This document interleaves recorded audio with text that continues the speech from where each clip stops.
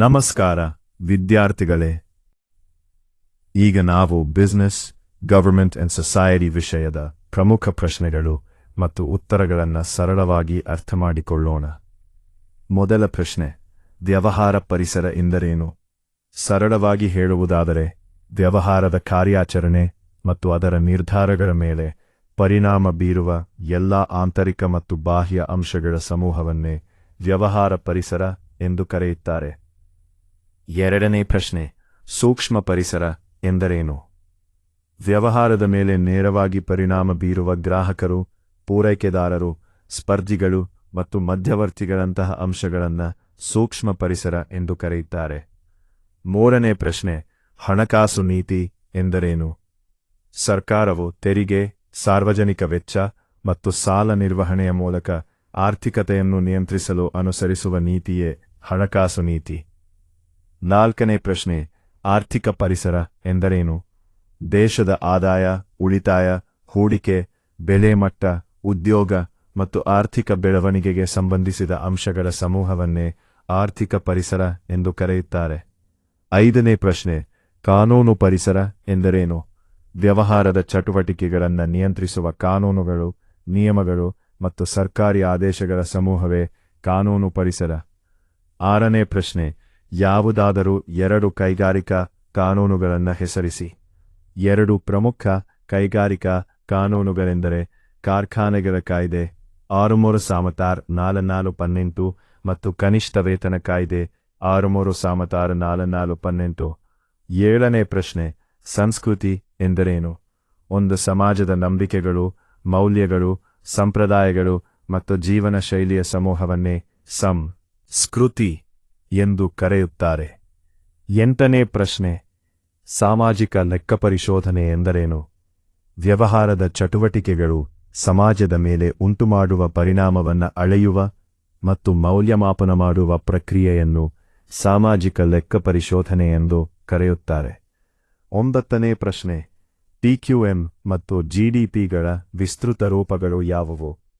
ಟಿಕ್ಯುಎಂ ಎಂದರೆ total quality management, ಕನ್ನಡದಲ್ಲಿ ಸಂಪೂರ್ಣ ಗುಣಮಟ್ಟ ನಿರ್ವಹಣೆ. ಜಿಡಿಪಿ ಎಂದರೆ ಗ್ರಾಸ್ ಡೊಮೆಸ್ಟಿಕ್ ಪ್ರಾಡಕ್ಟ್, ಕನ್ನಡದಲ್ಲಿ ಒಟ್ಟು ದೇಶೀಯ ಉತ್ಪನ್ನ. ಹತ್ತನೇ ಪ್ರಶ್ನೆ, ತಂತ್ರಜ್ಞಾನದ 4 ಸಾಮಾಜಿಕ ಪರಿಣಾಮಗಳನ್ನು ಉಲ್ಲೇಖಿಸಿ.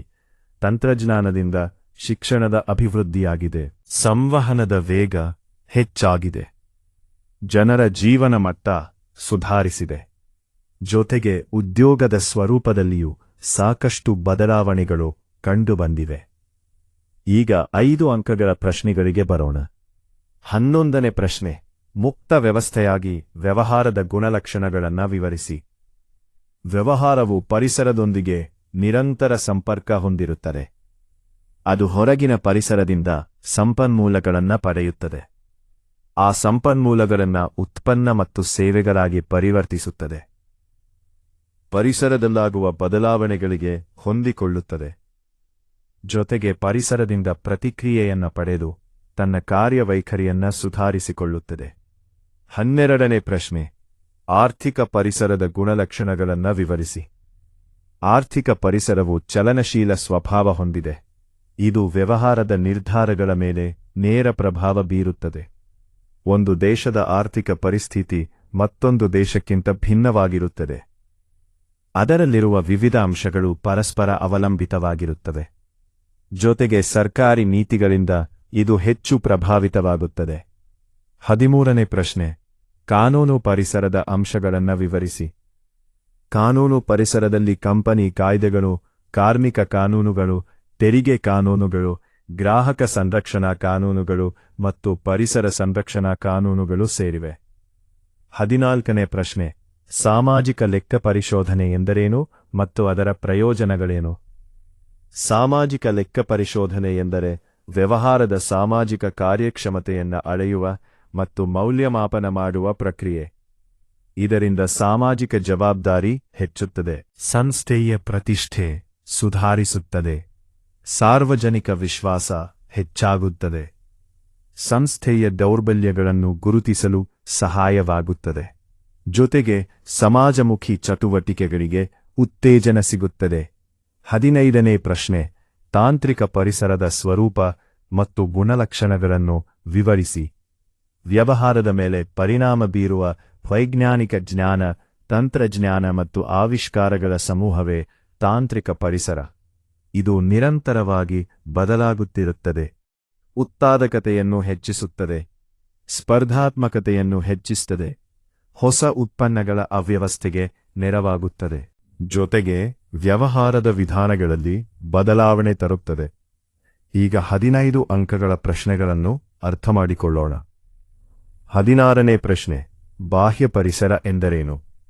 ವ್ಯವಹಾರದ ನಿಯಂತ್ರಣದ ಹೊರಗಿರುವ ಮತ್ತು ಅದರ ಚಟುವಟಿಕೆಗಳ ಮೇಲೆ ಪರಿಣಾಮ ಬೀರುವ ಅಂಶಗಳ ಸಮೂಹವನ್ನೇ ಬಾಹ್ಯ ಪರಿಸರ ಎಂದು ಕರೆಯುತ್ತಾರೆ.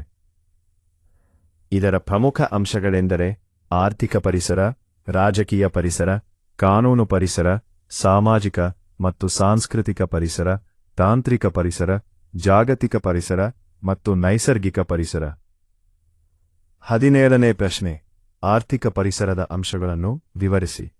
ಆರ್ಥಿಕ ಪರಿಸರದಲ್ಲಿ ರಾಷ್ಟ್ರೀಯ ಆದಾಯ, ಉಳಿತಾಯ ಮತ್ತು ಹೂಡಿಕೆ, ಹಣದುಬ್ಬರ, ಉದ್ಯೋಗ ಮಟ್ಟ, ಕೈಗಾರಿಕಾ ಅಭಿವೃದ್ಧಿ, ಬ್ಯಾಂಕಿಂಗ್ ಮತ್ತು ಹಣಕಾಸು ಸಂಸ್ಥೆಗಳು, ಸರಕಾರದ ಆರ್ಥಿಕ ನೀತಿಗಳು ಮತ್ತು ಮೂಲಸೌಕರ್ಯ ಅಭಿವೃದ್ಧಿ ಸೇರಿವೆ.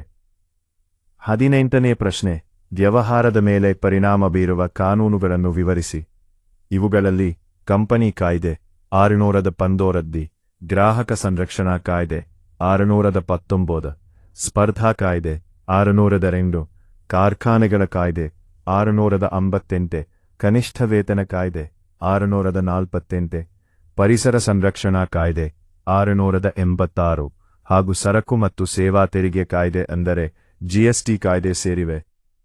19ನೇ ಪ್ರಶ್ನೆ, ವ್ಯವಹಾರದ ಸಾಮಾಜಿಕ ಜವಾಬ್ದಾರಿಯ ಪರ ಮತ್ತು ವಿರೋಧದ ದೃಷ್ಟಿಕೋನಗಳನ್ನು ವಿವರಿಸಿ. ಪರವಾದ ದೃಷ್ಟಿಕೋನದ ಪ್ರಕಾರ ಸಾಮಾಜಿಕ ಜವಾಬ್ದಾರಿಯಿಂದ ಸಮಾಜದ ಕಲ್ಯಾಣ ಹೆಚ್ಚುತ್ತದೆ, ಸಂಸ್ಥೆಗೆ ಉತ್ತಮ ಹೆಸರು ನಿರ್ಮಾಣವಾಗುತ್ತದೆ, ಗ್ರಾಹಕರ ವಿಶ್ವಾಸ ಹೆಚ್ಚುತ್ತದೆ, ದೀರ್ಘಕಾಲೀನ ಲಾಭ ದೊರೆಯುತ್ತದೆ, ಪರಿಸರ ಸಂರಕ್ಷಣೆಗೆ ಸಹಾಯವಾಗುತ್ತದೆ.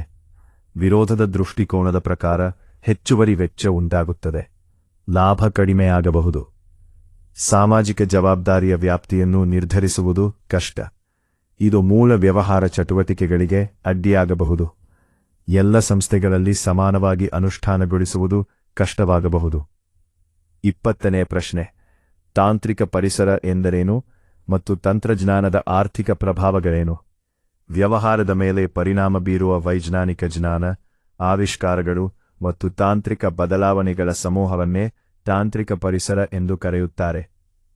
ತಂತ್ರಜ್ಞಾನದಿಂದ ಉತ್ಪಾದಕತೆ ಹೆಚ್ಚುತ್ತದೆ, ಉತ್ಪಾದನಾ ವೆಚ್ಚ ಕಡಿಮೆಯಾಗುತ್ತದೆ, ಹೊಸ ಉದ್ಯೋಗಾವಕಾಶಗಳು ಸೃಷ್ಟಿಯಾಗುತ್ತವೆ, ಸಂಪನ್ಮೂಲಗಳನ್ನು ಸಮರ್ಥವಾಗಿ ಬಳಸಲು ಸಾಧ್ಯವಾಗುತ್ತದೆ, ಜಾಗತಿಕ ವ್ಯಾಪಾರ ವಿಸ್ತರಿಸುತ್ತದೆ, ಕೈಗಾರಿಕಾ ಬೆಳವಣಿಗೆಗೆ ಉತ್ತೇಜನ ಸಿಗುತ್ತದೆ, ಒಟ್ಟಾರೆ ಆರ್ಥಿಕ ಅಭಿವೃದ್ಧಿಯ ವೇಗವೂ ಹೆಚ್ಚುತ್ತದೆ.